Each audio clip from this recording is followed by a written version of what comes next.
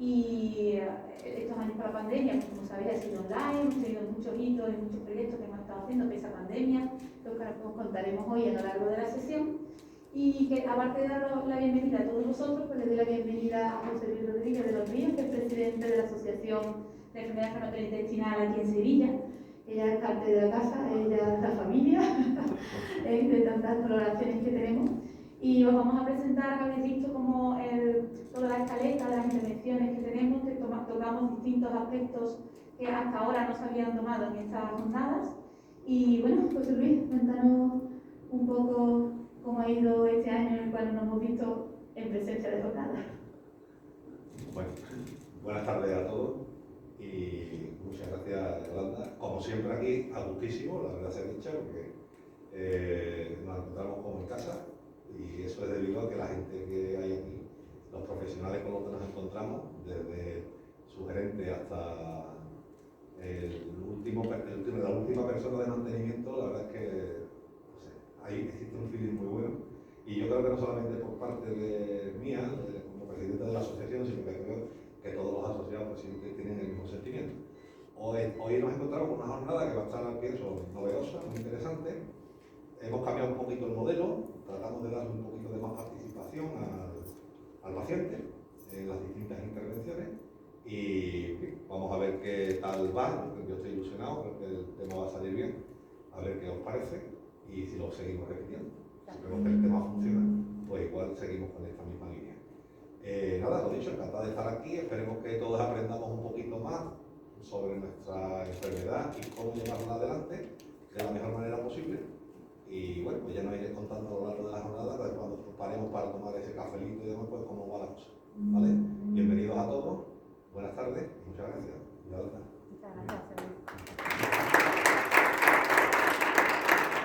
Bueno, vamos a empezar la jornada ya. Va a moderar la mesa el doctor Catalán, que es el jefe de servicio de digestivo de aquí del centro, y tenemos el honor de contar con la presencia con el doctor Mendoza, Javier Mendoza, que no solo compañero, sino un amigo muy especial y además un experto en el tema que va a tratar, ¿vale? Que va a hablar sobre metaverso y salud digital. Así que os dejo, lo presentéis.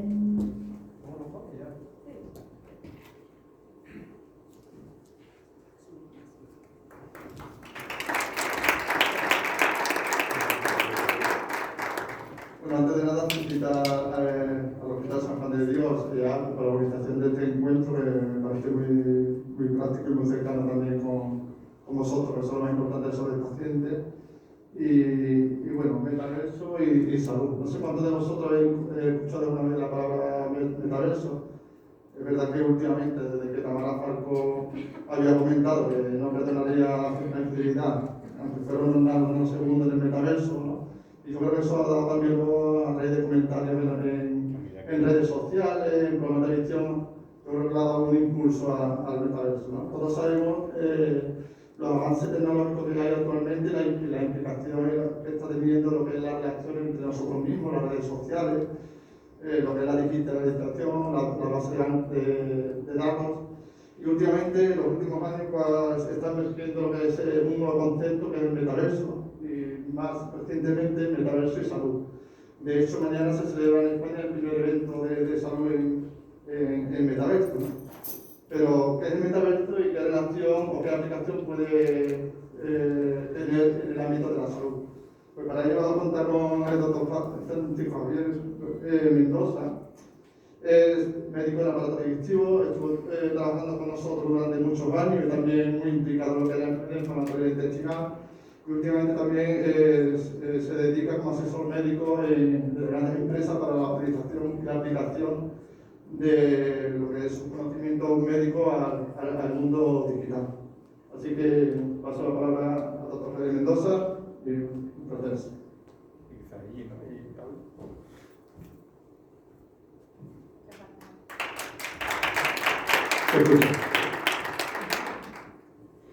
Bueno, buenas tardes y gracias por la amable invitación, tanto de San Juan de Dios, de la directora médica Yolanda, por las amables palabras de mi compañero José Manuel Catalán y de la ACU, por supuesto. Quizá un poco empezar así. ¿Puede levantar la mano quien sepa definir algo del metaverso? ¿Nadie? ¿Sí? Vale. Yo creo que hay que abrir el debate. Si metaverso va a estar en relación con salud, tenemos que estar implicados en intentar hacer un metaverso ético y justo.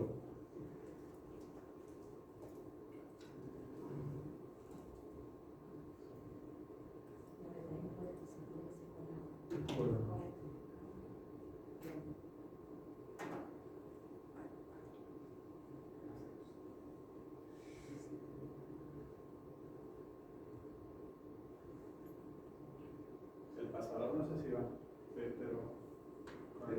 ¿De aquí? ¿No? ¿Cómo? Te lo paso yo mientras, te lo paso yo mientras. Sí. ¿Te lo vas a hacer? Vale. Venga, pues siguiente.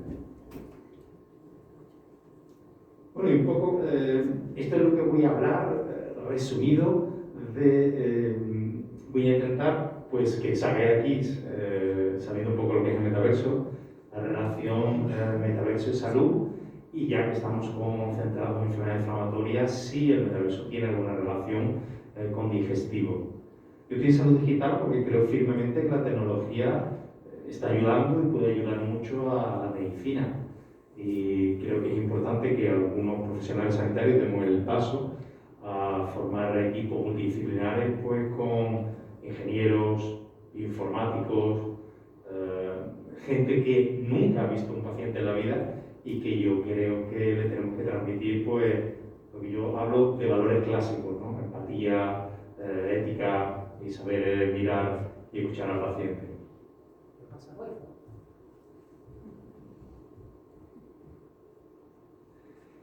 El otro día estaba haciendo endoscopia, sigo trabajando como digestivo y la enfermera me dice, pero ¿qué es el metaverso?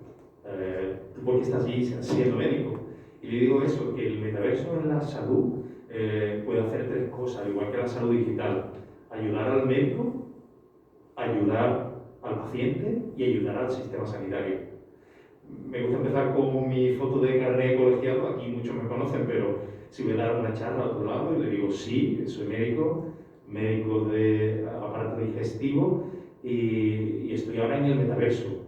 Pues ¿para qué? Pues lo he dicho antes, para intentar llevar ética a estos proyectos que suenan muy virtuales, pero que si van a estar relacionados con la medicina, tenemos que estar allí. Quiere decir que no es nuevo y pongo esto porque ya en febrero de este año San Juan de Dios de Zaragoza se sumerge en el metaverso. Luego hablaremos un poco más, quizá no era metaverso, pero yo veo ganas, veo gente con capacidad de hacer nuevas cosas, de aplicar tecnología y todo esto al final yo creo que tiene el mismo fin, que es ayudar al paciente. Y vamos ahí. ¿Qué es el metaverso? Venga, a mí me gusta una definición simple porque cuando de algo hay docenas de definiciones es que no se sabe muy bien. Y esto verdaderamente pues no se sabe muy bien. A mí me gusta definirlo como un concepto. ¿Es un concepto por qué? Porque lo estamos construyendo. Yo creo que puede ayudar la tecnología al paciente, pero hay gente que es escéptica. Pues bien, se construye entre todos.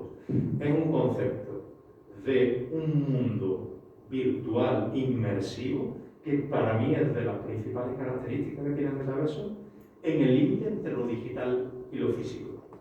Repito, concepto de un mundo virtual inmersivo en el límite entre lo digital y lo físico. Entonces, un poquito más, ¿no? Va a haber un metaverso. Se habla ahora, bueno, yo conozco Sandbox, Decentraland. No va a haber varios metaversos, al igual que no hay varios en Internet. Va a haber un metaverso. La diferencia en Internet, que se lee, se interactúa, es plano, pero el metaverso se va a vivir, ¿vale? Recording in progress. ¿Vale? Y también hay que definir lo que no es metaverso, ¿no? Vamos a ver las características un poco. Hay muchas que se están definiendo, pero estas 6 son muy importantes, ¿no? Es inmersivo, como he dicho, estás dentro. 3D sí tiene gafas de realidad virtual, pero ahora está diseñándose y aumentando mucho la realidad aumentada. Persistente, es continuo, no tiene on-off, apago el metaverso y lo enciendo.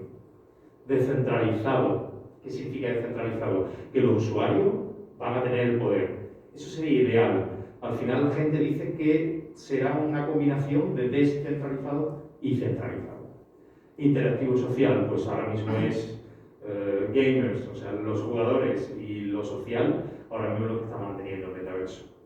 Interoperable, pues una palabra en medicina fundamental, luego hablaremos un poquito más, pero debe ser interoperable. Y con una economía propia, ahí no me voy a meter, pero tokens, NFT, pues tendrá la economía propia. Bueno, y hay mucha gente en el metaverso, muchos proyectos, muchas compañías, bueno, parece que sí, ¿no? Vamos, de hecho están los más grandes del mundo. Está Google, está Microsoft, está Samsung, está Nintendo, está, por supuesto, Meta, la antigua Facebook. Y estará Apple, pues estará. Dicen que en el primer trimestre de 2023 van a sacar unas gafas, probablemente sea de realidad aumentada. Ellos siempre tan originales, pero seguro que aportan pues, mucho al metaverso. Vamos a hablar ahora de vamos a hablar de interoperabilidad. ¿Qué es? Pues en medicina es ver yo la historia de San Juan de Dios en donde trabajo, que es la Clínica Fátima. Y Fátima, ver desde Virgen de Rocío la historia clínica. Pues esto no existe hoy día. Y piden la interoperabilidad en el metaverso, y es importante. El mejor ejemplo que he visto en el último libro que he leído, de Matthew Ball, que si hay pocos expertos en metaverso, este es un experto, es canadiense, y me hace gracia porque habla del Real Madrid y de fútbol, y dice, el metaverso llegará porque nos interesa a todos, sobre todo nos interesa de la parte económica. Quiere decir que si te compras una camiseta del Real Madrid, pues el X, pero solo te la puedes poner en el Santiago Bernabéu, en el Benito Villamarín. Pues entonces de los, supongo, millones de camisetas que se venden del Real Madrid al año, se venderían muchas menos. Por tanto, nos interesa saltar de un sitio a otro dentro del metaverso. Por tanto, llegará.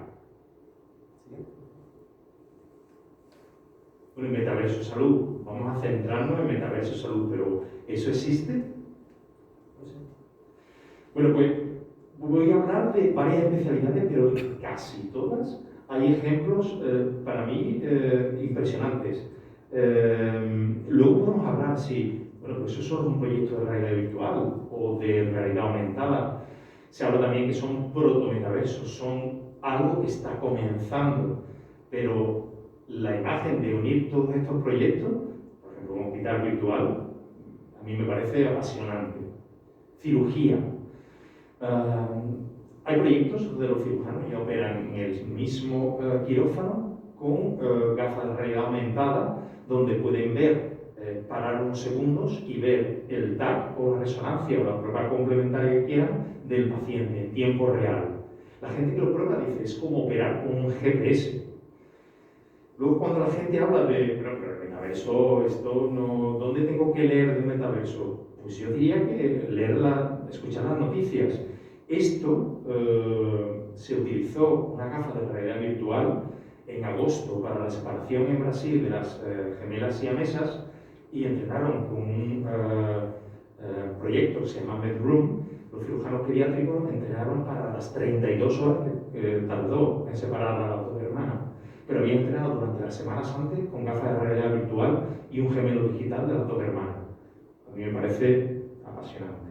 Salud mental. Pues de forma personal creo que es una de las partes de medicina que más tiene que cambiar. Y gafas de realidad virtual o de realidad aumentada puede servir para fobias, para situaciones post-estrés, para trastornos de conducta alimentaria. Hay proyectos como Floreo para mejorar la habilidad de niños autistas con unos resultados verdaderamente increíbles. La educación médica, pues, es hora de que la cambiemos.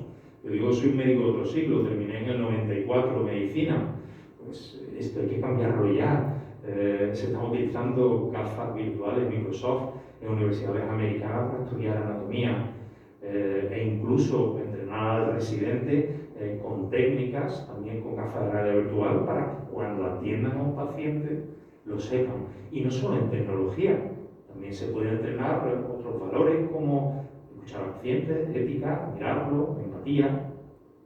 Wearables, pues tenemos muchos datos. Yo tengo mi Fitbit, datos en el smartphone o en la muñeca, y esos datos tienen que ser utilizados. Tenemos que seguir la línea de datos, información, conocimiento, y tenemos que pasar de sick care cuando el paciente está malo, va a un health care cuando está sano aún, por la información que tenemos de los wearables, pues utilizarla para mejorar medicina preventiva. En radiología, por supuesto, no hace falta poner ejemplos porque la imagen digitalizada creo que es el mayor ejemplo de la especialidad que hay y se puede utilizar en el metaverso. Yo creo que una de las partes que va a tener más impacto es la teleconsulta. Hay ese concepto de telepresencia. Yo sigo siendo médico y muchas de las teleconsultas que ahora mismo hago son telefónicas. ¿No sería mejor, abro el debate, sentarme en una sala, aunque sea con mi avatar, y hablar con el paciente cara a cara? Yo lo he hecho en workroom, no con pacientes, pero sientes verdadera empatía, te puedes cambiar, puedes ir a la pizarra y dibujar pues el problema que puede tener en el intestino, puedes ver un vídeo juntos. Entonces se habla del concepto de telepresencia, que creo, si no todo, va a ser parte de la próxima revolución de la telemedicina. Y aparte es que es necesario, decíamos, ayudar al sistema. Pues hay zonas donde no hay profesionales sanitarios y tendremos que pasar consulta así. Hay críticas, y hay críticas que dicen, bueno, es un avatar ahí pixelado, esto, teleconsulta. Hay avatares, hay expertos en avatares realistas e hiperrealistas. Yo creo que si una imagen como esta te está hablando, puedes pensar que hay detrás una persona, un paciente, un médico. Lo veo bastante realista como para poder hacer una consulta. Abro el debate. La próxima, por favor. Pero en metaverso digestivo hay algo. No sé, veo ahí mis compañeras de digestivo. Vamos a ver. La siguiente, por favor. Pues mira, hay entrenamientos. ¿Cómo aprendí yo a hacer endoscopia? Pues ahí nos peleábamos. Eso no lo he dicho, yo creo que lo voy a decir en este momento. José Manuel, Yolanda y yo éramos coerres del mismo año del Hospital Virgen Macarena. Pues nos peleamos por el digestivo senior, que era más simpático, Pedro Rigueta, que nos dejaba hacer una endoscopia y cuando llegaba el sangrante nos lo quitaba. Creo que esto tiene que cambiar y ya se hace en otros sectores. O sea, los pilotos de aviones entrenan con juegos horas y horas y horas antes de ponerse delante de un avión. Pues nosotros tenemos la misma responsabilidad con el paciente. Este es un juego, un serious game, que es de una empresa que se llama Level X de Chicago, que te entrenas quitando pólipos, parando hemorragias. ¿Qué hace esto? Pues la curva de aprendizaje es más rápida, la seguridad más. Y cuando al fin te enfrentas solo a una hemorragia digestiva, pues tiene más seguridad y tú recuerdas lo que has hecho. A mí me parece que tenemos que cambiar no solo la educación médica, sino la del residente, y esto podría llevar. Siguiente, por favor. Bueno, esta diapositiva está en inglés, pero a mí me apasiona. Sí creo que la teleconsulta, la telepresencia va a tener impacto. Lo del gemelo digital va a ser una auténtica revolución. Muchos años en salud digital donde hablamos de las 4P, las 5P. Vamos a hacer medicina poblacional, predictiva, preventiva, participativa, ¿vale? Y medicina personalizada. ¿Dónde está la medicina personalizada? Pues puede estar con el gemelo digital. ¿Qué va a ser el gemelo digital? El gemelo digital va a ser una representación en el mundo virtual del paciente o la persona. Igual, ya existen otros sectores, en aeronáutica, en ciudades inteligentes, en el Smart City. Entonces pongo una autopista aquí o cambio esto del ala del avión y pasa lo otro. Lo podemos hacer los gemelos digitales. Entonces tener la información clínica, la prueba complementaria, la genómica, la radiología, el microbioma del paciente y todo eso crear modelos y con el modelo hacer predicciones. Hay dos ejemplos, claro, y empiezo por el primero, que es oncología. Los tratamientos de oncología cada vez son más complicados.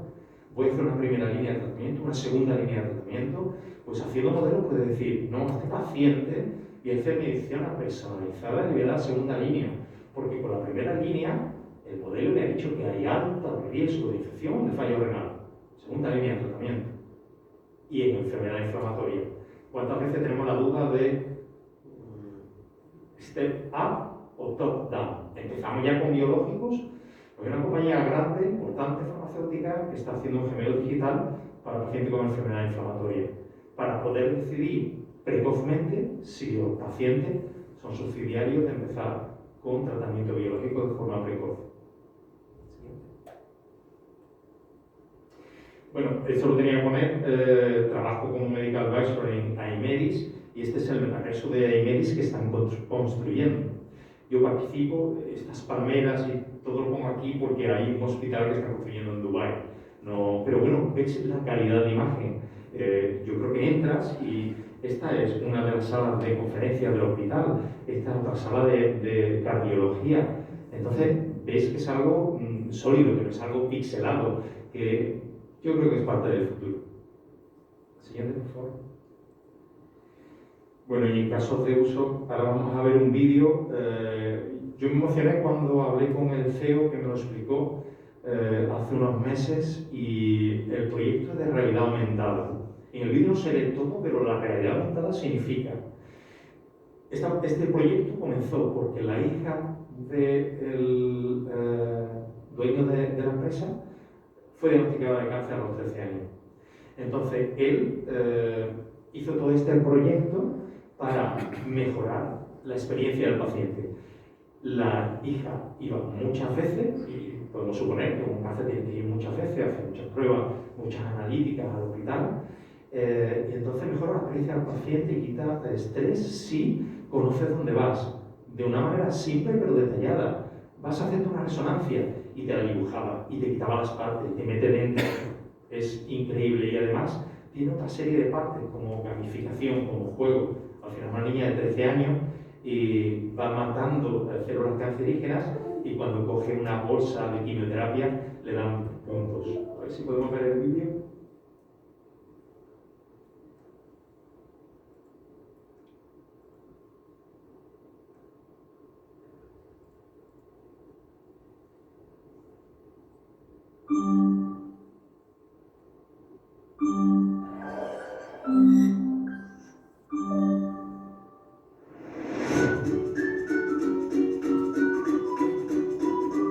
Los famosos avatares.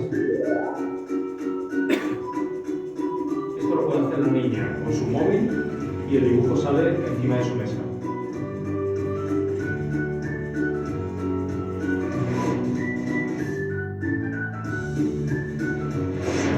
Explicando lo que los hematíes.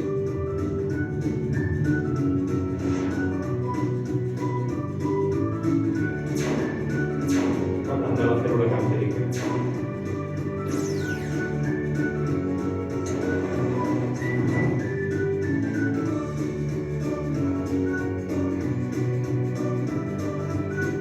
Un esquema del hospital.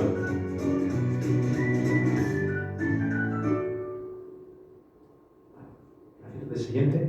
Y ya es. Okay.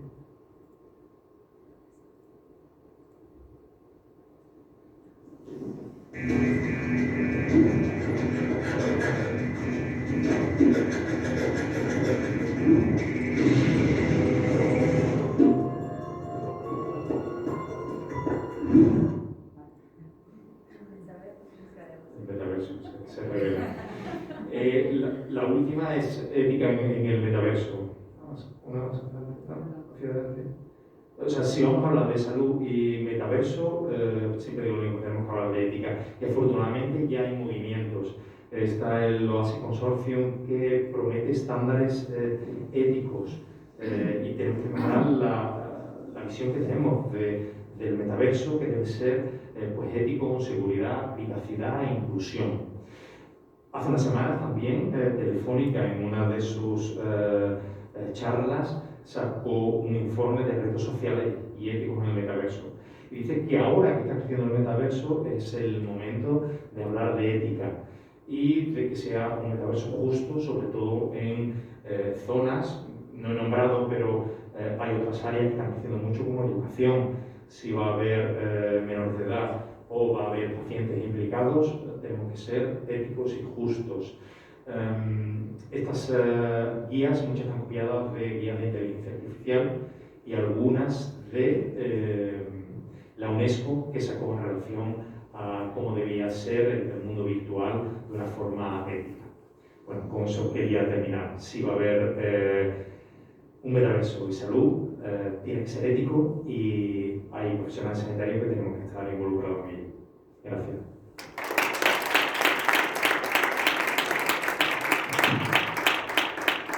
Muchas gracias, Javier, y enhorabuena por la presentación. Es una presentación muy innovadora para mí, he aprendido muchísimo, porque no tenía ni idea de lo que era el metaverso. Y bueno, no sé si aquí la gente tiene alguna pregunta que hacer. Mientras tanto se lo piensan, Javier, ¿cómo piensas lo que sería, o será o es, la relación médico-paciente en el metaverso? Siempre los pacientes solicitan mucho, obviamente, lo que es la empatía del médico, la cercanía, el calor que transmitimos, que muchas veces incluso la propia bata blanca nos distancia. ¿Cómo sería entonces en el metaverso? Pues, buena pregunta. A mí me gusta contestarla con un ejemplo. Como sigo pasando consulta, la semana pasada tuve una teleconsulta de hacer una llamada y la paciente estaba en la cola del súper. Entonces muchas veces es complicado, llamamos momentos que intempestivos, llamaremos sobre las 12, pero a veces nos atrasamos o nos adelantamos. Entonces, pues como el metaverso, la cosa es que tienes que entrar a una sala, tienes que validar, y entonces es la avatar que está enfrente tuya y puedes hablar. No he querido ser más técnico, pero todo lo relacionado con el metaverso se está desarrollando guantes ápticos y trajes ápticos, que lo siguiente va a ser sentir. Esa es otra pregunta, ¿no? Explorar, no puedes explorar al paciente, pero muchas veces tampoco con una llamada de teléfono. Entonces, yo creo que es una de las partes a definir, como digo yo, con los dolores clásicos.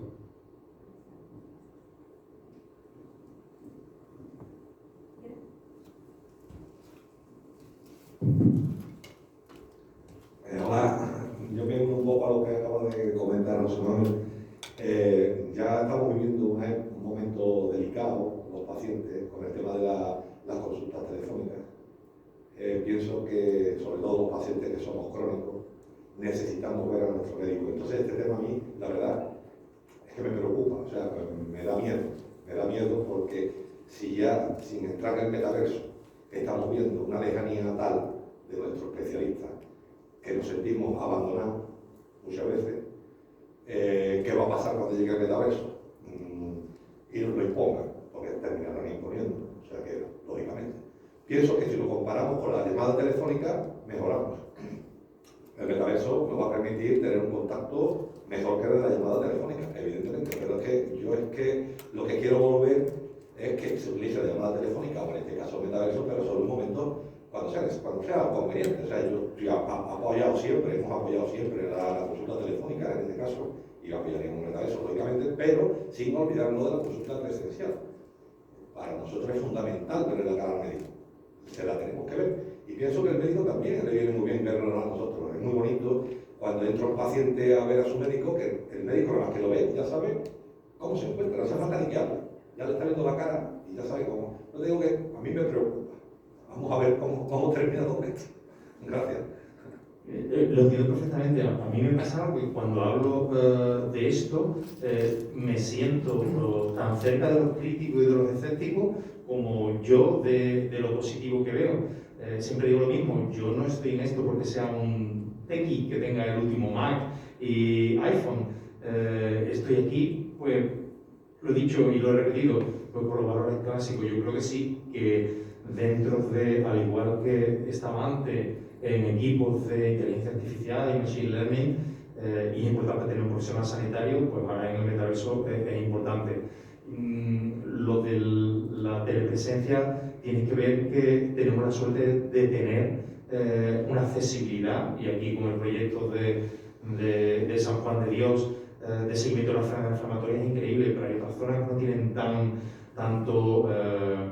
tanta capacidad. No solo en África, podemos hablar de Suecia, por ejemplo, que está muy dispersa la persona. Entonces esto puede ser una buena solución. Sí, además yo quería añadir que no solo en zonas que están más despobladas y mejorar esa accesibilidad, sino que yo lo veo como un complemento. Indudablemente, la atención personalizada y de estar en la misma habitación y ese contacto no humano, eso no es reemplazable por nada.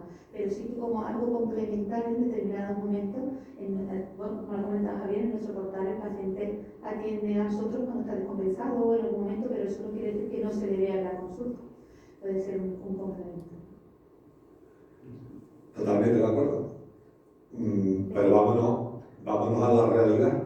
O sea, desde que llegó el puñetero COVID, hay pacientes, y levanto el dedo, que llevan 3 años sin ver a su especialista personalmente. Yo creo que eso no. Y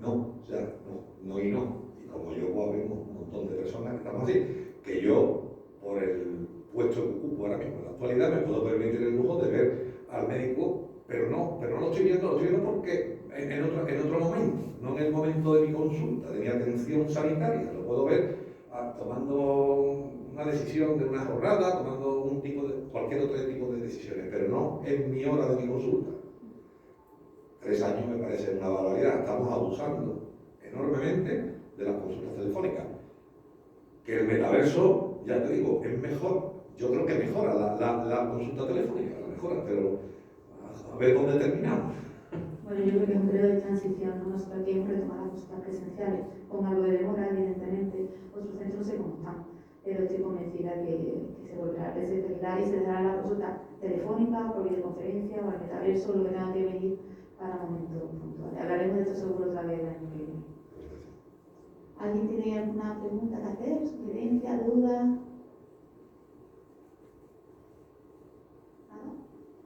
Yo quería preguntar si me escuchas, una duda que me ha surgido ahora, el tema de la confidencialidad, que si se está solicitando la interoperabilidad con los programas informáticos para poder ver la historia clínica, es que la historia clínica está hiperprotegida de 28.000 leyes, que actualmente no podemos llevar ni un número de historia clínica en el móvil.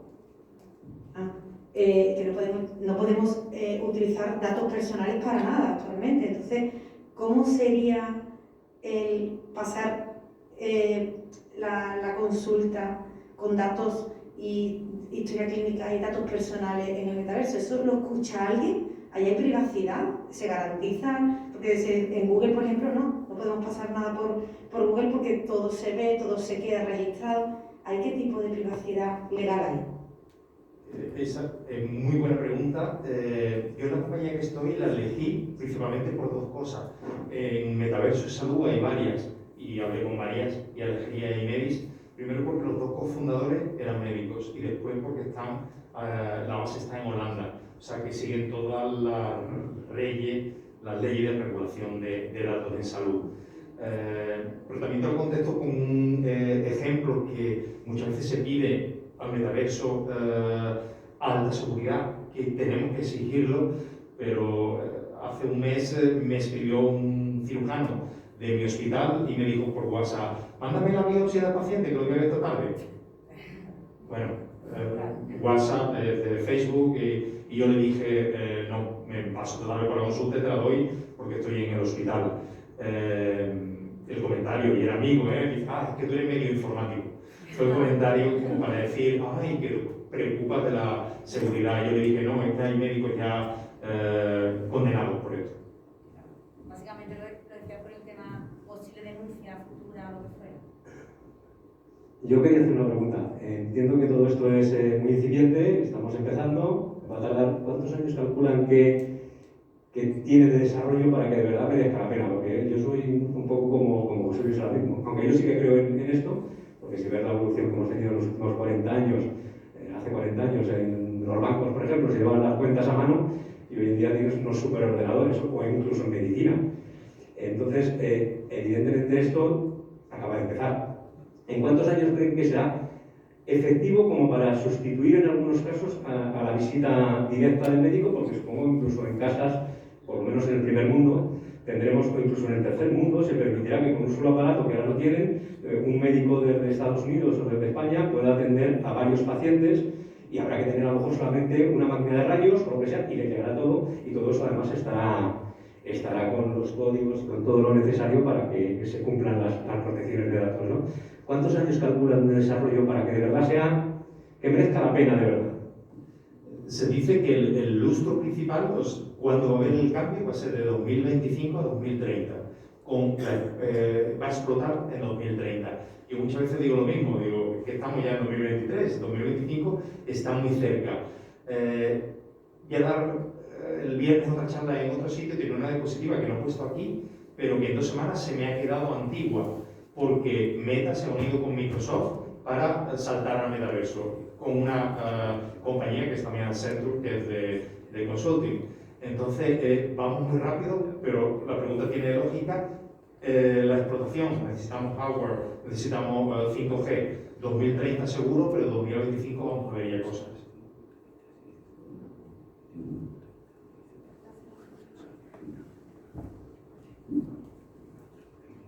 Bueno, nada, muchas gracias, Javier. Muchas gracias también a vosotros por la atención y vuestras preguntas, y pasamos a la siguiente mesa. Gracias.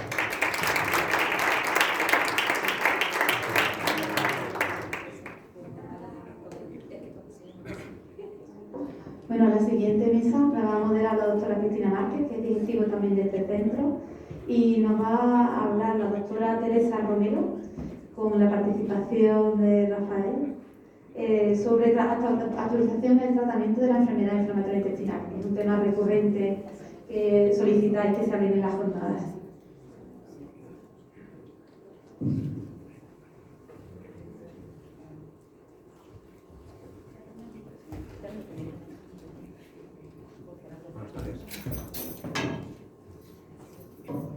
Bueno, yo soy Cristina Márquez, como me ha presentado Yolanda anteriormente, y quiero dar las gracias sobre todo a Yolanda y a AUPU por haberme invitado a esta jornada. Bueno, a mi lado está la doctora Teresa Romero, que bueno, ha tomado un poco el testigo de la consulta de Yolanda y tal, que ahora que ella ya está ocupada con otros cargos de gestión. Y bueno, Rafael, ¿qué tal?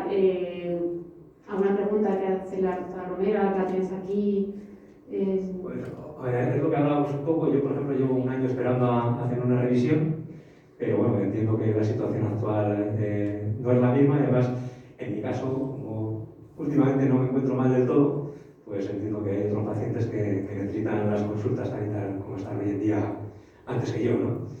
A partir de ahí, pues hablando un poco de lo que son los tratamientos, yo llevo con mi enfermedad, me diagnosticaron Crohn en diciembre del 2000, entonces ya son 22 años. En marzo del 2002 me quedaron todo en colon, así que he tenido una bolsa de ileostomía, me hicieron luego la ileostomía y ahora tengo una reservolitis crónica. Entonces, al final, después de 22 años, has visto cómo ha evolucionado la técnica, la farmacología, la medicina y las mejoras que en estos últimos años está produciéndose gracias a vuestra labor.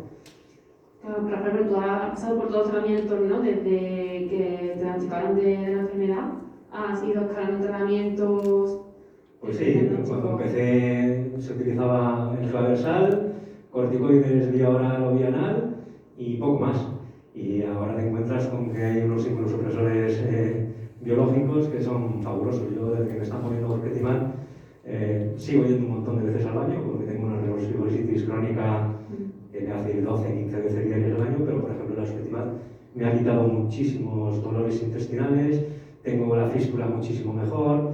Entonces te das cuenta de que esto va evolucionando. Yo me acuerdo, un tío mío, que era mi padrino, que en paz descanse, era el jefe de neurocirugía de Gómez-Ulla. Y cuando a mí me quitaron el colon me dijo: chaval, si llegas a los 55 años, bien tirado. Y lo que no se dio cuenta es cómo ha evolucionado toda la técnica y cómo ha evolucionado toda la farmacología. Hoy en día, a mí cuando me quitaron el colon me abrieron de arriba abajo, cuando me fueron a hacer quitar la bolsa me tuvieron que volver a mirar de arriba abajo y hoy en día te lo hacen todo por la laparoscopia si es posible. Eso supone que el paciente se recupere antes, que el paciente, las tripas sufran menos, ser mucho más preciso que ser en aquel entonces, porque si no recuerdo mal, me dijeron que había 2 mesas de operaciones, una estaba yo y otra estaba en mis tripas. Hoy en día las tripas es raro que salgan del paciente, ¿no? Entonces te das cuenta de todo lo que ha evolucionado la técnica, que es lo que comentábamos antes sobre el metaverso. Es que con los nuevos ordenadores y todo esto se van a poder hacer unas cosas que eran impensables hace 10 años, pero es que dentro de 5 años veremos que lo que ahora era impensable ya se está haciendo. Entonces yo creo que vuestra labor ahí es fundamental porque sois los que estáis todo el día con los pacientes, sois los que veis las complicaciones reales, que luego todas esas se podrían llevar a un ordenador y un ordenador que piense por nosotros, pero los que estáis día a día ahí sois vosotros, los que acabáis abriendo al paciente sois vosotros. Y entonces creo que sois fundamentales en la labor para que nosotros, los que padecemos una enfermedad, pues nos vaya mejor. Un tema que preocupa a muchos pacientes, sobre todo el hecho de si este fármaco me va bien, ¿qué fármaco hay siguiente, ¿no? O sea, ¿qué vía terapéutica me podéis ahora poner a tu tratamiento? Entonces, bueno, eso justo nos va a hablar la doctora Teresa Romero hoy. Asociación Tratamientos para la enfermedad inflamatoria intestinal, que hay de nuevo.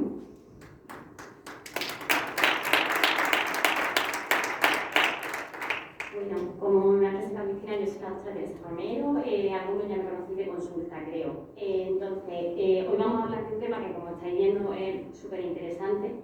A mí me lo propuso Yolanda y la verdad que estoy de acuerdo con ella, que es un tema muy importante porque nos lo consultáis mucho en la consulta, ¿no? Si fracaso esto, ¿qué hay más, ¿no? Como ya estaba contando Rafael, además la evolución de los fármacos en la enfermedad inflamatoria ha sido pues, bastante importante, bastante buena, ¿no? Ya lo vais a ver en la presentación. Entonces, aún así os voy a presentar pues, una serie de medicamentos nuevos que se están aprobando para que sepáis que hay más cosas, ¿vale? Entonces, lo primero de todo quizá que yo quiero transmitir es un mensaje de esperanza, de ilusión, porque por lo que estamos viendo, por lo que decía Rafael, porque es que se está avanzando muchísimo en estos últimos años, yo lo voy a ir enseñando. Y bueno, yo creo que es importante mantener cierta esperanza, cierta ilusión en la vida, ¿no? Porque todo vaya a ir a mejor. Y también, bueno, pues para animar un poquillo quería recordaros que, oye, que hubo un momento en el que fuimos campeones del mundo de fútbol, entonces pues hay motivos para pensar que se pueden lograr cosas que uno pensaba que jamás se iba a conseguir, ¿no? Entonces, bueno, este símil de deporte lo voy a utilizar a lo largo de la charla para ir recordando que hay motivos siempre para mantener esa esperanza, ¿no? Entonces, yo creo que la esperanza la tenemos que mantener, sobre todo porque es que se está investigando muchísimo, estamos entrenando muchísimo en el campo de la enfermedad inflamatoria intestinal. Como veis, estos son unos gráficos que... Estos gráficos lo que representan son la cantidad de estudios, de ensayos clínicos que se están haciendo para pacientes con enfermedad de Crohn y colitis ulcerosa. Los ensayos clínicos son los estudios que se tienen que hacer para poder aprobar un nuevo medicamento. Entonces, como veis, aumentaron muchísimo en el año 2000, entre 2000 y 2010, pero es que se han triplicado entre 2010 y 2020, tanto en enfermedad de Crohn como en colitis ulcerosa. Entonces, esto son motivos para tener esperanza porque se está investigando y se está desarrollando muchos nuevos medicamentos. Y no solamente que se están desarrollando nuevos medicamentos, es que se está publicando muchísimo sobre enfermedad inflamatoria intestinal. Esto es un gráfico que refleja pues, una base de datos de internet, la cantidad de publicaciones que hay de estudios, ¿no? De artículos, en los que se menciona pues, pacientes de enfermedad inflamatoria intestinal. Como veis, del año 2000 al 2010 han aumentado muchísimo las publicaciones, pero es que a partir de 2010 el crecimiento todavía es mucho más exponencial, o sea que estamos en un buen camino, ¿no? Estos son algunos de los fármacos, bueno, esta es la tabla que recoge los fármacos fundamentales que se utilizan en la enfermedad inflamatoria intestinal. Muchos de ellos los conoceréis y seguramente los tenéis vosotros, ¿no? Como veis, he puesto una línea de separación en el tiempo del 98 en adelante, porque entre el año 1970, con el corticoide y tal, hasta el 98, pues teníamos como 4 fármacos solo, así que podíamos más utilizar, ¿no? Pero es que del 98 en adelante son muchísimos los nuevos tratamientos, bueno, al principio biológicos, sobre todo para enfermedad inflamatoria con actividad moderada grave, que se están desarrollando, ¿no? El último que tenemos aprobado de 2018, tofacitinib, que no nosotros aquí tenemos algunos pacientes que lo están recibiendo y con buenos resultados, pero es que esto no para, es que se siguen desarrollando nuevos fármacos que vamos a ir viendo a lo largo de estos años, ¿vale? Y os voy a ir contando. Entonces, yo creo que lo nuevo que hay en el tratamiento de la enfermedad inflamatoria lo he querido resumir en 3 aspectos. Hay algunos fármacos que ya tenemos aprobados que le estamos dando un uso un poco diferente. Ahora lo veréis. Tenemos unos nuevos fármacos que se están desarrollando, que van a ir saliendo a lo largo de todos estos años, y luego se está investigando también intentar estudiar marcadores que podemos ver en la analítica vuestra de sangre para predecir si un fármaco os va a ir mejor o va a ir peor, ¿vale? Poder adaptar un poco más el tratamiento que os damos. Entonces lo vamos a ir viendo. Lo primero sería eso, ¿no? Dentro de fármacos que ya teníamos aprobados, pues se le está dando un cambio, ¿no? Se están actualizando. Por ejemplo, el infliximab. El infliximab, seguro que bastante de vosotros lo conocéis o lo estáis refiriendo, o bueno, habéis tenido experiencia con él, ¿no? El infliximab fue el primer biológico que salió, se administraba en el hospital de día aquí, tienes que echar la mañana entera, toda la tarde, bueno. Pues que sepáis que ahora, sobre todo, a partir del confinamiento, la pandemia, se ha empezado a publicar bastante del uso de infliximab subcutáneo. Es decir, que ya no tengo que ir al hospital de día, estar la tarde entera, la mañana entera allí esperando. No, es que me lo administro a una dosis diferente por vía subcutánea, yo en mi casa. Pues son mucho más cómodos, ¿no? Yo creo que esto es una victoria similar a la de Severiano Gómez, ¿no? O sea, es importante. Y como veis, esta publicación, por ejemplo, ha sido de este año. O sea, se está estudiando, se está desarrollando, quizá no está del todo implementado, pero el futuro puede ir por ahí. Se están viendo muy buenos resultados. Otro de los fármacos que ya está aprobado es vedolizumab. Vedolizumab también es como infliximab de administración intravenosa. Bueno, pues que sepáis que en este año ya se ha aprobado también su uso subcutáneo, es decir, que en vez de tener que echar cada dos meses la mañana en el hospital de día, pues yo me lo podría ir administrando cada 2 semanas en forma de pluma y jeringa en mi casa. Pues muchísimo más cómodo. Otra victoria como la de Mireia Reponte. Fármacos que también utilizábamos ya. Ustekinumab estaba aprobado su uso en enfermedad de Crohn en 2017. Pues esta hace quizá un poquillo más, pero bueno. En 2021 ya se ha aprobado también el uso para colitis ulcerosa moderada grave. O sea, que de un fármaco que solamente era para Crohn, ya lo podemos utilizar tanto para Crohn como para colitis ulcerosa. Hemos ampliado también el arsenal terapéutico de los pacientes con colitis ulcerosa. Pues oye, otra victoria como cuando fuimos campeones del mundo de baloncesto. Y ya no es solo los fármacos que teníamos que le damos un nuevo uso, sino que se están desarrollando muchísimos tratamientos nuevos, lo que os comentaba, ¿no? Esta diapositiva quizá no se ve muy clara, pero tampoco quiero que la leáis. Lo que quiero que veáis es que aquí en este centro lo que son los tratamientos que ya tenemos aprobados a día de hoy, ¿vale? Y los círculos de la periferia son tratamientos en los que se están haciendo ensayos clínicos para poder desarrollarlos y poder comercializarlos. O sea que son muchísimos. Uno está más cerca según la fase del ensayo clínico. Bueno, y además que esta diapositiva ya incluso se nos queda atrasada, porque uno de los fármacos, fricotinib, ahora lo comentaré, va a salir ya. O sea que se está investigando muchísimo. Pues. Otra victoria como la de Rafael Nadal. Este es el que va a salir el año que viene. Bueno, ya está aprobado su uso compasivo en determinadas circunstancias, pero bueno, el que se espera que se apruebe ya a partir de enero de 2023. Se llama filgotinib, por ejemplo, y está aprobado para colitis ulcerosa moderada grave.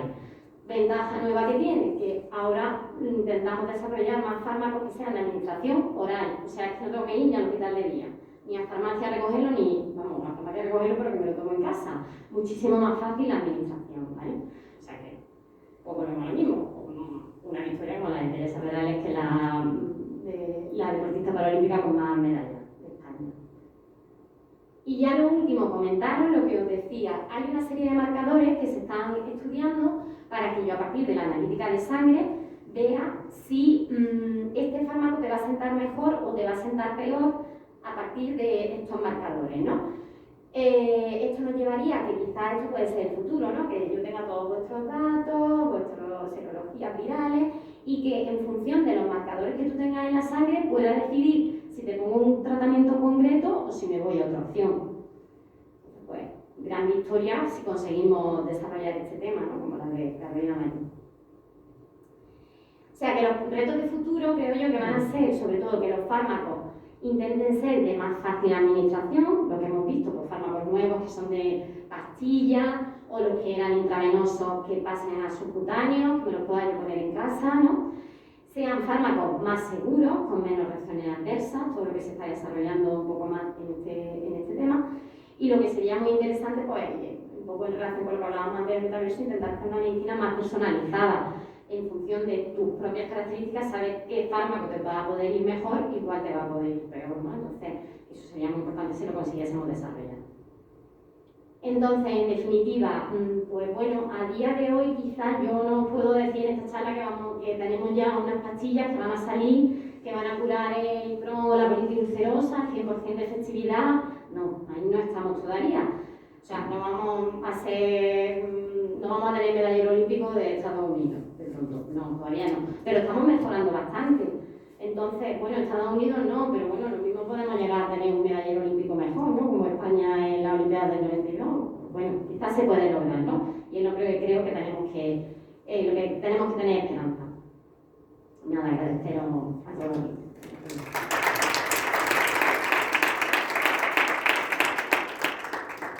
Bueno, Teresa, muchas gracias por tu presentación, me ha encantado. Y bueno, ¿cuál crees tú que será el futuro en cuanto al tratamiento para la enfermedad inflamatoria intestinal y cómo eso puede influir en la calidad de vida del paciente?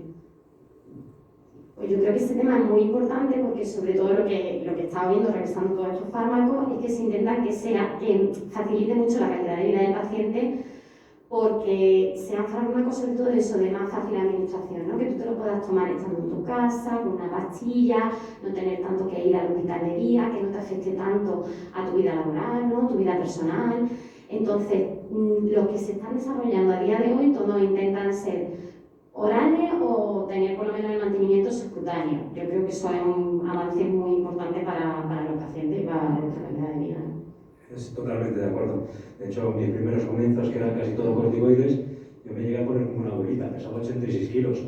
Actualmente yo cada 6 semanas saco el Estelara del refrigerador, que lo he cogido la semana anterior sin prisas en el Virgen del Rocío, y el lunes que me toca me lo pongo, que es lo más sencillo del mundo, y no te cuesta nada. Además, salvo que tengas aversión a las agujas, es muy, muy cómodo. Yo, por ejemplo, hay una cosa que sobre el último medicamento, que es el vía oral, yo me encuentro con el siguiente problema. Yo voy, como he dicho antes, unas 12-15 veces diarias al baño. No tengo dolores, me encuentro relativamente bien, pero sigo yendo muchísimas veces al baño porque tengo una gastritis crónica. ¿Qué es lo que ocurre? Que yo algunas veces, cuando me duele la cabeza, cuando tengo que tomar alguna pastilla oral, o por ejemplo, lo que ocurría con las últimas pastillas, yo es que me la metía por la boca y salía igual que me la comía, porque que a lo mejor me la tomaba. Había días que no, pero lo normal es que cuando como, muchas veces evacúo sin digerir completamente, y me ocurre con la medicación. Claro, pacientes que tienen estos problemas no podrán tener este tipo de administración. Lo que no sé es si tendrán que seguir yendo al hospital, habrá otras vías alternativas como pueda ser el pinchazo en casa, pero desde luego esto ha evolucionado muchísimo. Yo recuerdo una de las primeras cosas que me hicieron fue ponerme parche de nicotina en los primeros años. Me decían que la gente que fumaba eran solamente un 5% los que tenían Crohn o colitis ulcerosa. Y a mí me aconsejaron ponerme parche de nicotina. O sea, fíjate cómo ha evolucionado el tema con los nuevos biológicos. Yo creo, al hilo de lo que decías, que lo importante va a ser eso, poder tener tantos fármacos que se pueda hacer una medicina más individualizada. O sea, que si en tu caso las pastillas de absorción oral no van bien, pues poder tener otro fármaco, oye, que me va igualmente bien, pero por la administración subcutánea. Entonces, lo bueno es eso, tener más recursos, ¿no? A los que recurrir, que solamente al principio que estaba enfísima, bueno, cada vez hay más, puedo elegir más, ¿no? Incluso hay algunos que empiezan a hablar de combinaciones de fármacos, bueno, pues también, ¿no? De fármacos biológicos. Ir viendo, ¿no? Intentar hacer una cosa más personalizada, pero sobre todo sabiendo que es que tengo mucho de lo que dispongo. Es lo ideal. ¿Alguna pregunta en el público? ¿Alguien que quiera preguntar? ¿Nada? Pues bueno, pues nada. muchas gracias. Sí, hay que preguntar.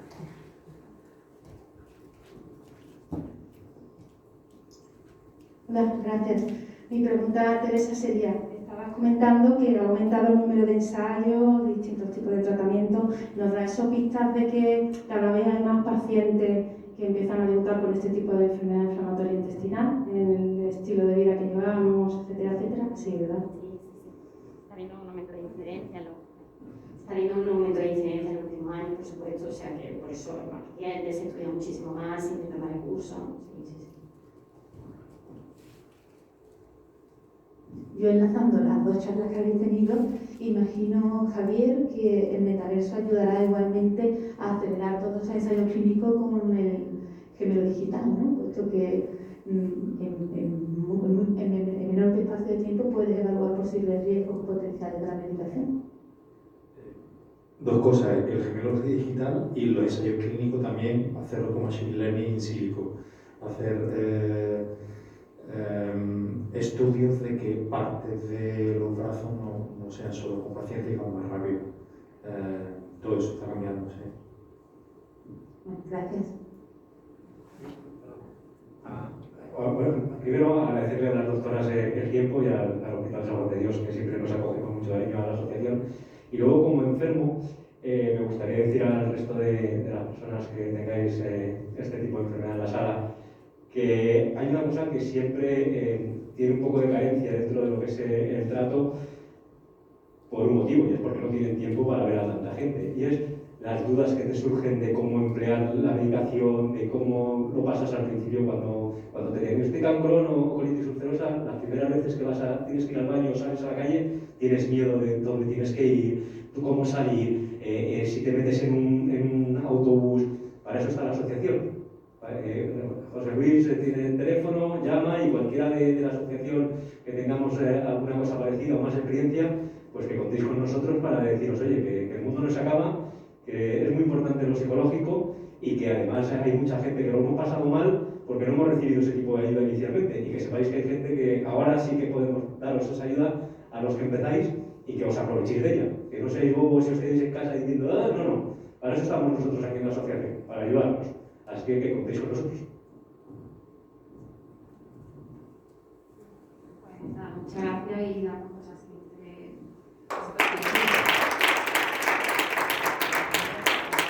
Bueno, en la siguiente mesa vamos a hablar sobre mitos y realidades de la sexualidad de los pacientes con enfermedad inflamatoria intestinal, cuya mesa va a moderar María Ángeles Izquierdo.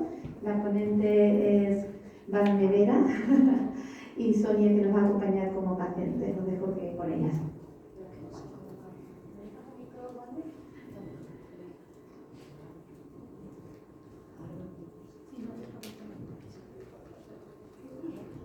Bueno, buenas tardes.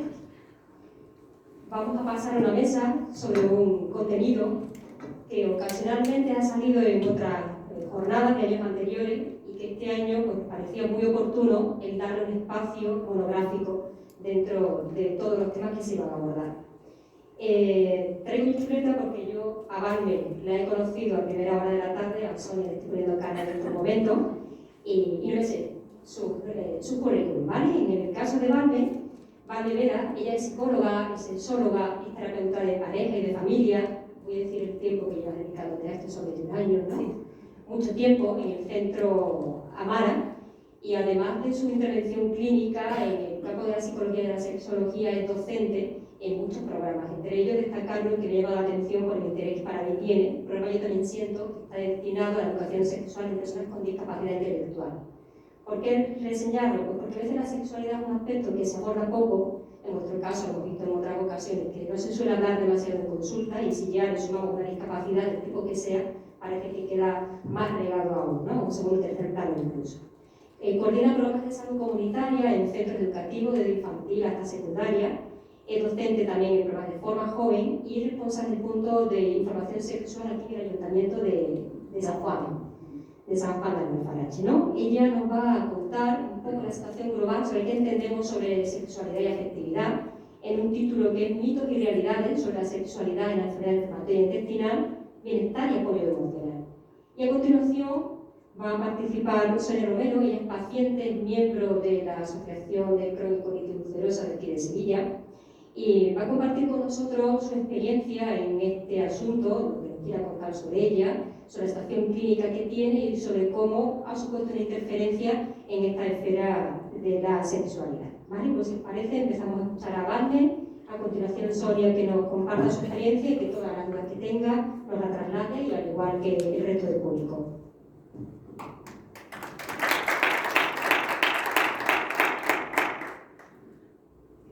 Hola, ¿qué hay? Bueno, estoy encantada de estar aquí, muy agradecida. Se puso en contacto conmigo Yolanda para comentarme que, bueno, que querían abordar este año en las jornadas presenciales, que siempre había habido una línea, ¿no?, muy importante al trabajar con este tipo de enfermedad, para hablar sobre todo siempre de salud emocional, y que en ella, que lo habíais como hablado muchas veces, pero bueno, que era la primera vez que quería materializar en una charla sobre sexualidad. Entonces, bueno, de tu entusiasmo yo me he contagiado y me ha gustado mucho, ¿no?, la visión y la manera de tratarlo, y creo que es como, bueno, pues en la línea en la que cuando doy clases, cuando hago educación sexual, cuando trabajo también en consulta, pues un poco esa línea, ¿no?, habla desde la importancia del bienestar emocional, y ello se incluye la sexualidad, una sexualidad saludable, sana, vivida de forma positiva, aumenta, mejora, multiplicarlo por lo que queráis, pero sí que tiene una influencia directa, una incidencia directa en nuestra salud. Creo que voy a hacer una pregunta un poco más sencilla que la de Javier, a ver si, bueno, pues para hablar un poco en general y luego concretamos contigo, ¿vale?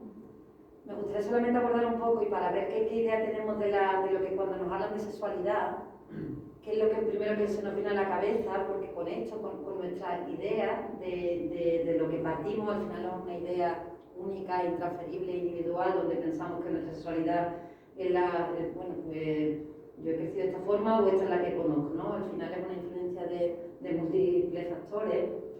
Y es importante pararse y reconocer un poco qué entendemos por sexualidad y cuál es nuestra sexualidad. Cuando esto yo lo doy en las clases, ¿no?, y pregunto, si veréis, y lo pregunto tanto en institutos, en educación primaria, en últimos años, también cuando trabajo con grupos de discapacidad, es interesante ver que yo dejo un poco hacia, venga, lo que primero que salga de vuestra boca, decir qué es sexo. Alguna vez hago trampa y digo, ¿qué es sexo?, ¿no? Y así para que sea un poco más inmediato. Y bueno, un poco, no sé si alguien me puede decir qué creéis que es lo primero que diría. ¿Alguna palabra que creéis, si pregunto qué es lo primero que piensan cuando digo sexualidad? ¿Qué pensáis? ¿Qué me diría un chaval de 16 años? Más o menos, ¿no? De una idea.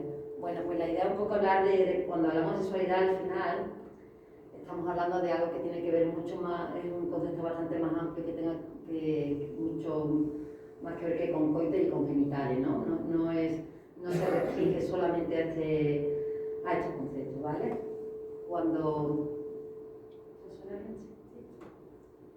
Por eso es importante que cuando hablamos de sexo y hablamos de sexualidad, estamos hablando de quiénes somos, de lo que sentimos y de la forma en la que vivimos nuestra propia sexualidad. Esto quiere decir que al final es algo que es un ámbito que abarca toda nuestra personalidad, nuestro aprendizaje, lo que sentimos, lo que pensamos, lo que imaginamos. Todo esto tiene que ver con la sexualidad. Entonces, al final estamos hablando de algo que es muchísimo más amplio que hablar solamente de órganos genitales. Cuando decimos el más grande, ¿no?, porque al final también está como asociado solamente a genitales, muchas veces a las genitales masculinas, se relaciona solamente con la bueno, pues un poco con la práctica y con el coito. Y bueno, pues la idea es un poco hablar de que si hablamos de derecho sexual humano, estamos hablando de un proceso desde que nacemos hasta que morimos, ¿vale? Tenemos sexualidad en el momento que nacemos, incluso antes, ¿no? Desde que hace la primera ecografía, desde la primera que ya estamos pensando en ese bebé, cómo va a ser, cómo será, cómo vivirá, ¿no? Ya estamos empezando a construir un proceso sexual. Es como nos expresamos y cómo vivimos nuestras personas por ser personas sexuales, tenemos un sexo, ¿vale? Nacemos hombres, nacemos mujeres y tenemos tal somos personas sexuales. Y lo vivimos cada persona según, bueno, lo que os decía antes, ¿no? Según nuestra vivencia, nuestro aprendizaje, nuestros afectos, la manera en que se relacionan con nosotros, nosotras, la manera en que expresamos nuestra afectividad y nuestras emociones también. Cuando hago esta distinción es importante, ¿no? Porque cuando vienen, esto lo creo yo un poco a veces en consulta, ¿no? Me dicen, es que ya no tenemos sexo, ya no practicamos sexo, o desde, bueno, empezamos a tener sexo a partir de... Entonces al final es algo que lo reduce a aquello que hacemos, ¿vale? Que estaría en el apartado de la erótica. Yo lo diferenciamos en la clínica, ¿no? Para decir un poco que aquello que tiene que ver con el sexo solamente es aquello que se es, quiénes somos, ¿vale? Como tiene que ver mucho con conocerse y con quién me identifico, ¿vale? Pero cuando hablamos de sexualidad tiene que ver con todo aquello que sentimos, cómo lo vivimos. Y la erótica es aquello que expresamos, ¿vale? A veces puede ser, es decir, lo puedo expresar en pareja, puedo practicarlo solo, puedo practicarlo, es decir, es algo que expresamos con nuestro cuerpo, es aquello que hacemos, ¿vale?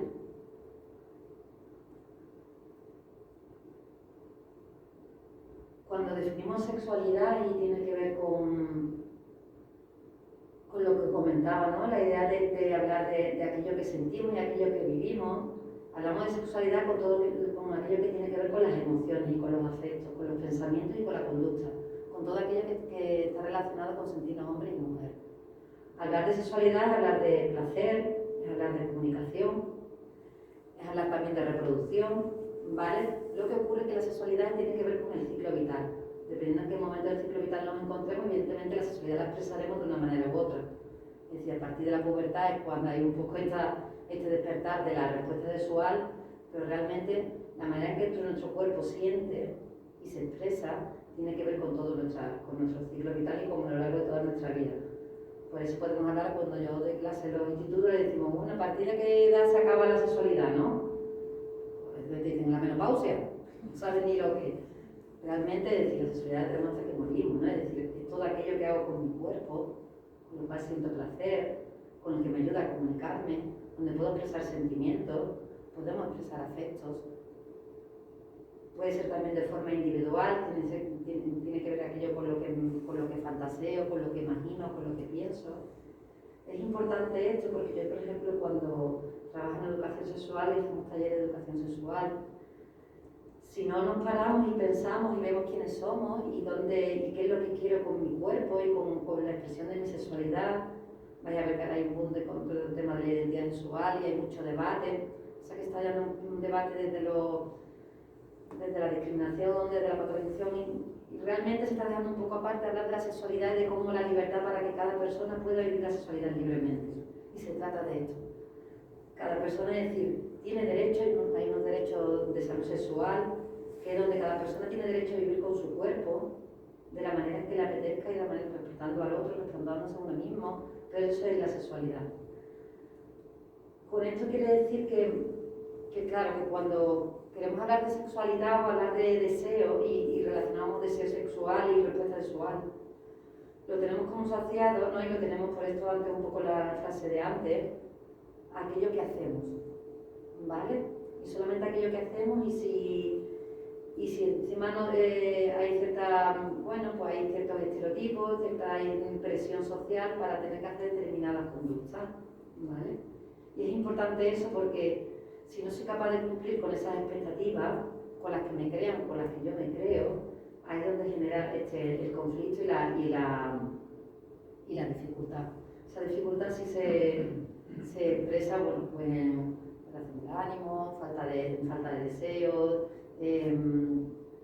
la dificultad para la relación también, ¿no? Es decir, un poco incluso ahora luego al final he puesto unas cifras, ¿no? Que lo he visto en la página de la asociación, perdón, y me ha resultado muy interesante, ¿no? Ver un poco este resultado de cómo una de las cosas que era al final decía cómo las personas dejan de tener relaciones sexuales.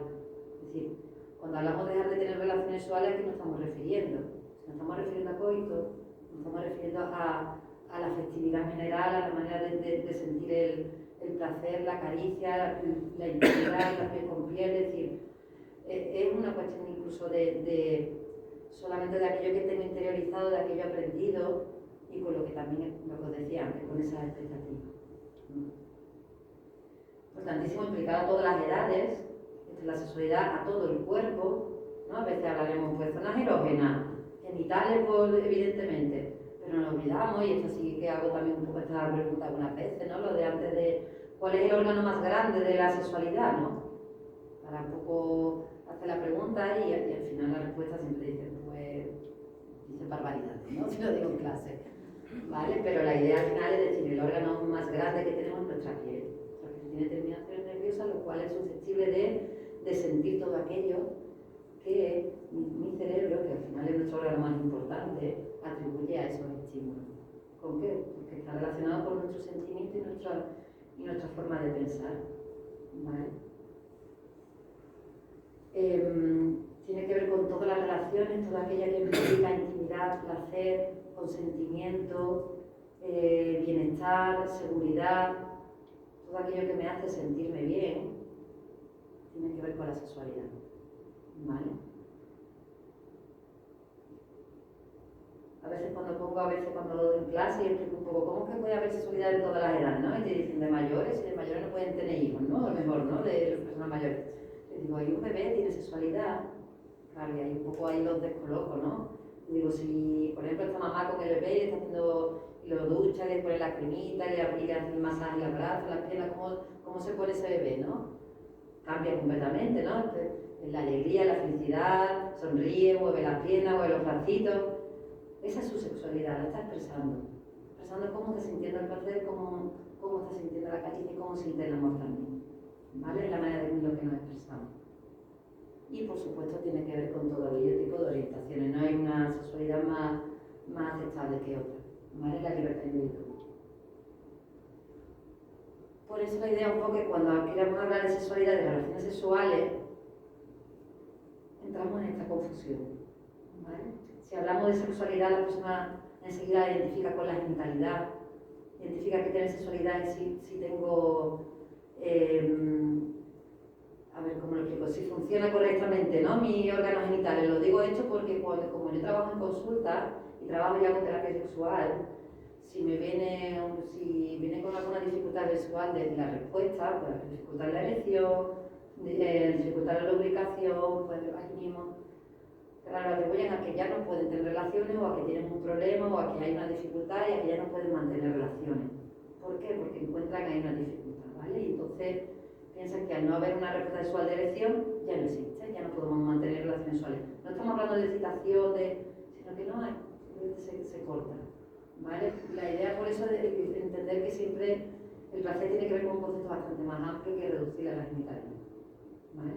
Hablamos lo mismo de reducir órganos sexuales a órganos genitales, relaciones sexuales atribuirlas solamente a cuando existe coito vaginal o anal, ¿vale? Al coito. La idea de cuando se disfruta sexualmente solamente porque ocurre una respuesta sexual determinada y tiene que haber orgasmo o tiene que haber penetración, ¿vale? Y hablar un poco cuando se habla de identificar el sentir placer y la comunicación, es decir, todo lo que aquello que hace si es en pareja y lo que existe en esa relación, a veces confundirlo e identificarlo solamente con rendimiento y productividad, ¿vale? Como una especie de sexualidad finalista. ¿Esto a qué me refiero, no? Si ha habido relaciones, lo que os decía antes, si tiene que haber relaciones sexuales, tiene que haber coito. Si tiene que haber relaciones sexuales, tiene que haber orgasmo, ¿vale? Una manera de que tiene que producir algo, tiene que ocurrir algo al final. Nos olvidamos un poco de ese camino y de ese proceso y de todo aquello que tiene que ver con cada persona y cómo se siente placer en ese momento. ¿Vale? Cuando hablamos de una sexualidad basada más en un modelo masculino, es por lo que os decía de un modelo basado más en el coito, la penetración, ¿vale? Y un poco también en torno a veces a la erección masculina. No existe cuando hay un modelo más mayoritario es porque es una sexualidad que está relacionada con lo que os decía, ¿no? Con este modelo falocéntrico, ¿no? De si hay erección, entonces ocurre todo lo demás, ¿no? La idea es un poco de hacer unas relaciones más igualitarias, más diversas, y en la que no hay una sola cosa que predomine sobre las demás. Es importante ver el placer y el compartir y la comunicación y la me sale, que sea equitativo, ¿no? Las relaciones, ¿vale? Bueno, un poco para resumir, ¿no? La idea es que si hablamos de sexualidad tenemos que ver, que hablamos de cómo nos sentimos, qué sentimientos tenemos hacia nuestro cuerpo, porque al final cuando hablamos de sexualidad, os decía antes que tiene que ver con esto que sentimos, con aquello que imaginamos, fantaseamos, también tiene que ver cómo siento con mi cuerpo y qué percepción tengo de mi cuerpo. Qué importante es tener una percepción realista, positiva, tener un buen autoconcepto, una buena autoimagen, pero sobre todo ajustada a la realidad con lo que nosotros queremos, es decir, ajustada a lo que sentimos y necesitamos y al respeto que sintamos hacia nuestro cuerpo. Es importante tener una buena imagen de nuestro cuerpo, pero como decía antes, no relacionada con las expectativas de los demás o con la sociedad que nos impone, ¿no? Sino realmente sentirse orgullosos y orgullosas de nuestro cuerpo, con aquello que nos ofrece y con aquellas limitaciones que nos encontremos, saber cómo tratarlas con amor, con cariño, con respeto para poder ajustar lo que necesitamos. Y esto es importante, antes que mirarnos primero a nosotros mismos, mucho antes que fijarnos en el resto o en los demás o en lo que creemos que debe ser. Esto sí, yo este tema, este concepto sí lo trabajo mucho en terapia, ¿no? Solo encontrarme en todas las dificultades, da igual las dificultades y tal que venga, que al final las cosas que suelen ser más recurrentes y suelen ocurrir más veces es cómo nos sentimos con nuestro cuerpo, y si no tenemos una autoestima corporal óptima, positiva, cuando me refiero a positiva tiene que ser con algo que nos haga sentirnos bien, no tiene que ser ese modelo que ansiamos. Con eso podemos tener una sexualidad saludable. La sexualidad tiene que ver con la atracción, con lo que sentimos hacia otras personas, tiene que ver con todo ese placer que es a través de la piel y del resto de los sentidos. Es importante también que tenemos 5 sentidos y que no solamente en la sexualidad y las relaciones sexuales, solo lo hacemos a través utilizamos lo visual y el tacto. Que podamos también expandir y trabajar con todos los sentidos y potenciarlos. También incluye los genitales, evidentemente, pero está repartida por toda la piel. ¿Vale? La idea de que el cerebro es el órgano sexual más importante, esto suelo explicarlo para que nuestro órgano sexual, de donde partimos y donde está nuestra sexualidad, está en nuestro cerebro, no está en nuestros genitales. Si hay alguna parte de nuestro cuerpo que funciona peor o que en ese momento no tiene dificultades, no por eso no tenemos sexualidad. ¿Vale? Es importante que es nuestro cerebro el que manda, en realidad. La sexualidad y el amor son elementos relacionados y son parte de lo que sentimos en nuestra experiencia. ¿Vale? La idea de que sean, bueno, pues son funciones que son potencialmente positivas y nunca deberían ser reprimidas ni olvidadas. Esto es importante, creo que, bueno, viene a cabo un poco con los datos que venía antes, ¿no? De lo importante que es cuando hablamos de salud y de bienestar, que incluyamos también la sexualidad. Entendemos que hablar de sexualidad al final es un tema tabú, no es de los temas más fáciles para abordar, pero sí es un derecho y es algo que nunca debería ni olvidarse ni reprimirse. Yo sé que en esto avanza muchísimo y sobre todo el trato del médico-paciente, muchísimas enfermedades, pero es importante que esto siempre sea bueno. En su día, cuando hice mi formación, recuerdo tener médicos en la formación mía y lo decía, ¿no? Decía, podemos hablar de muchas cosas, pero de repente ese tema se obvia y no se habla. Lo que no se habla parece que no existe. Bueno, hablamos de que la sexualidad es un resultado de un proceso, ¿vale? De largo y natural a lo largo de todo el ciclo vital, ¿vale? No es algo que aparece ni en la adolescencia, o ni en el matrimonio, ni en el momento de tener. Para resumir, define un poco la capacidad de comunicarse placenteramente, ¿vale? El gran estado de bienestar y felicidad, lo que os decía antes, la capacidad que se debe de dar el sufrimiento hasta la muerte. Los órganos sexuales más importantes son los sentidos, los afectos, la imaginación y la piel. Cuando digo esto es que realmente es importante, porque si atribuimos que todo lo que sentimos y la manera de sentir placer sexual la podemos representar en todo nuestro cuerpo, quitamos muchísima presión y sobre todo, de alguna forma, la presión de tener que tener una respuesta sexual determinada, ¿vale? Si la lubricación es menor, si la erección no ocurre en este momento, si el orgasmo no llega, ¿vale? La idea es ver cómo nos estamos sintiendo y qué es lo que nos pide nuestro cuerpo. es importante saber que tenemos que parar y escucharnos, y seguramente cuando estamos hablando de este tipo de enfermedad creo que también es muy importante. En este caso, para mí es como la similitud es muy parecida, ¿no?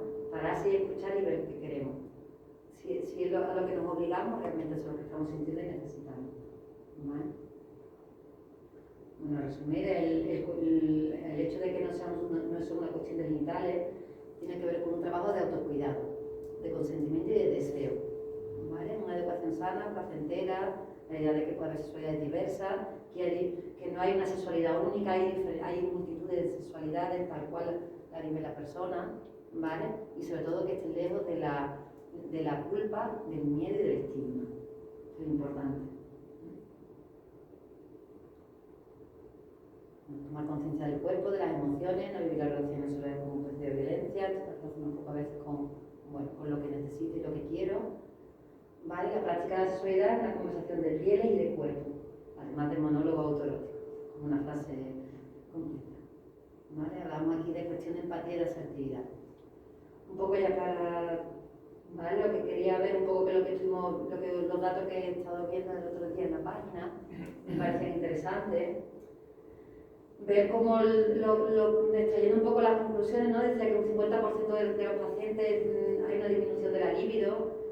Esto tiene que ver un poco con lo que decía antes, ¿no? La falta de deseo, el deseo no está relacionado con nuestros genitales, tiene que ver con nuestro estado de bienestar.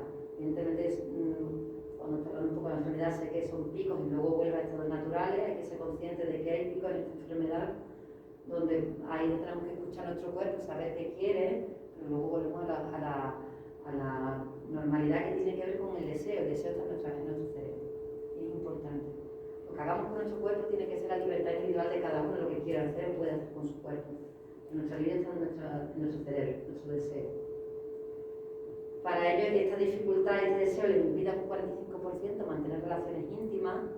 ¿Vale? Cuando hablamos de relaciones íntimas es importante porque estoy segura que aquí se refiere a que al haber encuentros íntimos no diferencia y seguramente, bueno, si hay relaciones sexuales con penetración, si una relación íntima puede ser estar en la cama desnudos, si puede ser acariciarse o abrazarse, si puede ser darse besos y chuchones, es decir, cuando hablamos de relaciones íntimas y hablamos de relaciones sexuales, es importante ver de qué espectro estamos hablando y qué es lo que estamos esperando.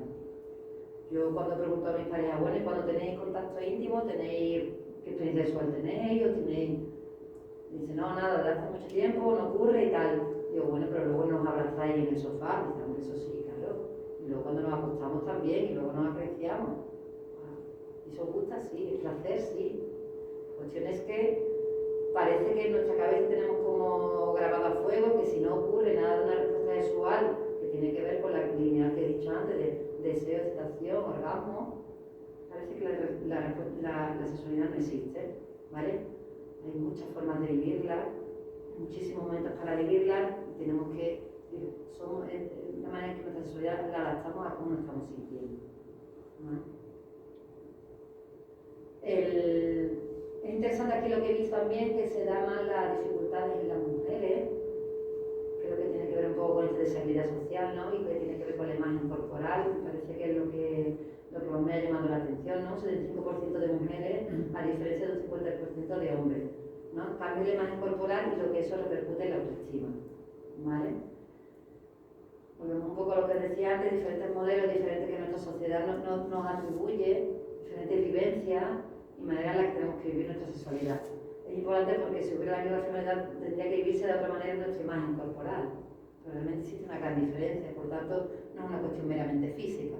Realmente es también aquellos múltiples factores que os decía antes, lo social, el contexto o los mensajes que recibimos nos hacen sentirnos de una determinada manera. ¿Vale? Y bueno, preocupa la idea de cuando el tema de la electomía, cómo surgen las preocupaciones que tienen que ver con la imagen corporal, esto es importante. Y me parece muy importante porque una de las cosas que sí estoy leyendo en todas las páginas, lo importante que es hablar claro en pareja, que es importante la comunicación con el profesional sanitario, con el entorno más cercano, es decir, aquello que me ocurre y aquello de lo que me puede generar un poco más de ansiedad o me puede provocar más miedo o más inseguridad, tener la manera en la que podamos abordar y mantener una comunicación clara y precisa sobre esto. ¿Vale? Bueno, un poco las cosas que hemos dicho. Lo que decía, ¿no? A pesar de ser un tema muy importante, solamente un 20% lo aborda en consulta. A mí esto me parece interesante, ¿no? Al final es un aspecto de nuestro funcionamiento y de nuestro bienestar y prácticamente casi a veces no se aborda en consulta. ¿Vale? Lo que decía, cuando no se realiza un problema o no se hacen preguntas, no existe. Por último, lo importante que es que la sexualidad y la imagen corporal esté relacionada con la autoestima. El autocuidado, la manera en la que nos protegemos y la que nos cuidamos, tiene un impacto muy positivo sobre nuestra autoestima. Para alcanzar un nivel óptimo sería quién soy, cómo soy, qué imagen positiva tengo de mí mismo, cómo me siento valioso, merecedora de estima y de sentir deseo y vivir nuestra sexualidad plenamente. Aceptarme con mi debilidad y fortaleza, esto tiene que ver con la autoaceptación, no con la de los demás. Y el respeto, ¿vale? El respeto tiene que ver con respetar mi cuerpo, respetar quién soy y la manera en la que podemos hacer que nos respeten los demás. ¿Vale? Bueno, la idea es un planteamiento deseable, que lo pongo siempre al final para dar un poco lo importante que es la sexualidad, un planteamiento deseable.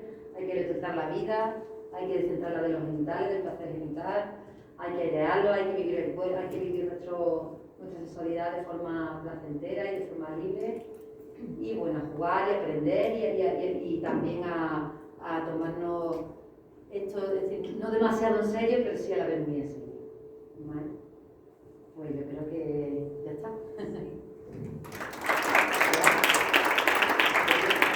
Perfecto, pues muchísimas gracias, Carmen, por identificar algunas cuestiones principales relacionadas con la sexualidad. Enfatizo, al igual que tú, que la piel es uno de los principales órganos. Tuvimos aquí en el hospital hasta hace muy poco la unidad de lesionados medulares con pacientes parapléjicos, tetraplégicos, que parecería, no para algunos, ¿no?, sorprendente el tratar este tema. Con los tetraplégicos se trataba la sexualidad, porque por encima del nivel de la lesión eran personas muy sensibles, ¿no?, y se les entrenaba en este aspecto. Así que gracias por enfatizarlo también y que digitalicemos la sexualidad. Me gustaría que Sonia ahora nos compartiera un poco su experiencia en este ámbito, sus dificultades, limitaciones, si ha habido capacidad o posibilidad de comentarlo en consulta con el médico o incluso si ha habido alguna necesidad de consultar con algún especialista, como en el caso de Manuel. Bueno, ante todo, gracias. Y la presentación me ha encantado. Ojalá cuando yo iba al instituto, un psicólogo, una psicóloga, un experto en el campo de la psicología nos hubiese dado una charla como esta, porque ha estado bastante completa. Y claro, hoy en día es cierto que desde la perspectiva, desde aquellos que tenemos colitis, Crohn, incluso una ostomía, es un tema que nos repercute mucho, que nos dificulta relacionarnos con las personas, y llegado el momento en el que queramos mantener relaciones sexuales, pues nos echa bastante para atrás. Considero también, al igual que como lo he estado explicando antes, que sigue siendo un tema bastante tabú, que no se suele abordar mucho, que a fin de cuentas el Crohn, la colitis o la ostomía sigue siendo todavía una enfermedad de origen desconocida, que no se sabe muy bien de dónde viene. Y a ver, bueno, yo hoy en día tengo una ostomía. Yo la tengo desde muy pequeña, desde los 15 años. Y sí es cierto que a la hora de relacionarme con las personas o incluso de pensar si podría llegar a mantener relaciones sexuales, pues me he echado para atrás. El tema de la imagen corporal, la autoestima, la aceptación por parte de las personas, la verdad es que es algo bastante delicado, que no puede ser olvidado ni lo diré, aislado a un segundo plano, porque la sexualidad es importante, es una forma de comunicación, es una forma de experimentar el placer, y sinceramente es una experiencia que todos debemos de experimentar, independientemente de si estamos en pareja o si estamos solos, a la hora de mantener relaciones esporádicas, en un matrimonio, de lo que sea. Sí es cierto que, bueno, yo he tenido experiencias. Y sí recomiendo sobre todo al principio un periodo de adaptación. Una ostomía en mi caso es una nueva realidad, es algo a lo que nos tenemos que acostumbrar. De hecho, hoy en día alguien se ha enterado de que yo tenía una ostomía y lo primero que me ha dicho ha sido así. No se te nota, de eso se trata, es que no se ve. Pero las personas que lo tenemos, convivimos con ello a diario, nos vemos todos los días en nuestro cuerpo. Y sí es cierto que cuando queremos intimar, cuando tenemos delante a una persona con la que sentimos una atracción, nos genera miedo, porque no sabemos cómo va a reaccionar esa persona. Así que lo más importante que yo destacaría sería un periodo de adaptación en el que nuestro cuerpo se adapte también psicológicamente. Una vez ya pasado ese periodo, podemos ya empezar a disfrutar, a ir experimentando poco a poco. Corroboro como tú que la comunicación es una pieza, es un factor bastante importante. No solamente a la hora de transmitir sentimientos, sino también comunicar, bajo mi punto de vista, que yo tengo la ostomía, cómo me siento, qué es lo que tengo, qué postura me incomoda, qué no me gusta hacer en el sexo, porque es fundamental. Hay quien dice que en el sexo no hay que hablar. No, hay que hablar, hay que comunicar todo, la mirada, todo es comunicación a fin de cuentas. Y también en el caso de aquellas personas que están solteras, que a lo mejor mantienen una relación de vez en cuando, pues es decir, en cierto modo sí que genera miedo, porque te quedas como, bueno, ¿y ahora cómo le digo yo a otra persona que tengo esto? Va a salir corriendo, ¿cómo me va a mirar? Pero ante todo, hablar. Ya hoy en día ya tenemos más que asimilado o no, que si esa persona va a salir corriendo, si no va a aceptar nuestro cuerpo, pues mala suerte. Primero acepta tu cuerpo y luego el resto ya siga viendo. Sobre todo el tema de la aceptación, el tema del rechazo es quizá un factor que genera bastante duda. No sabemos cómo va a reaccionar esa persona cuando nos vea. Si va a sentir asco, si no nos va a querer volver a ver más, pero sí es cierto que plantea dificultades a la hora de hacer una vida normal. Bueno, a ver, yo puedo decir que durante 9 años he tenido pareja, he tenido relaciones y estupendamente bien. La comunicación ha sido un factor muy clave, sobre todo a la hora de comunicar el cómo me siento, la percepción que puede tener esa persona de mí cuando me ve desnuda, también es otro factor importante. Y, a ver, yo destacaría sobre todo que a fin de cuentas es lo que tú dices, hablar las cosas. Si no estás a gusto, hay que decirlo. Si no estás a gusto con tu cuerpo, en un momento tan importante como es el experimentar el deseo sexual, entonces no podemos hacer más. Y claro, al igual que te he comentado antes, me hubiese gustado algunas recomendaciones a la hora de realizar estas cosas. Desde la idea de quitarme la bolsa antes del acto, no ir probando varias posturas a la hora de dar con la correcta para no hacerme daño, cosas así, sobre todo el innovar. Y lo más importante, a fin de cuentas, independientemente de tengas la bolsa o no, es que disfrutes, que seas creativo, porque a fin de cuentas es eso. No sé, es que independientemente estemos en pareja, estemos solos, tengamos Crohn, colitis, un estómago, hemos de hacer nuestra vida normal. Vendrán dificultades, como siempre, pero tenemos que aprender a abordarlas de otra forma. No es un impedimento para hacer una vida normal y sobre todo de disfrutar de las relaciones sexuales. Muchísimas gracias, Ana. Creo que era la clave, cuando dice la familia normal. Hay personas sin bolsa que tienen muchas más dificultades a lo mejor que tú. A mí esto me pilló yo siendo una adolescente. De hecho, a mí en el instituto nunca vino un psicólogo o una sexóloga a hablarnos de estas cosas y desde luego en consulta o hablando con otros médicos no abordaron estas cosas. Fueron cosas que yo tuve que ir aprendiendo por mí misma.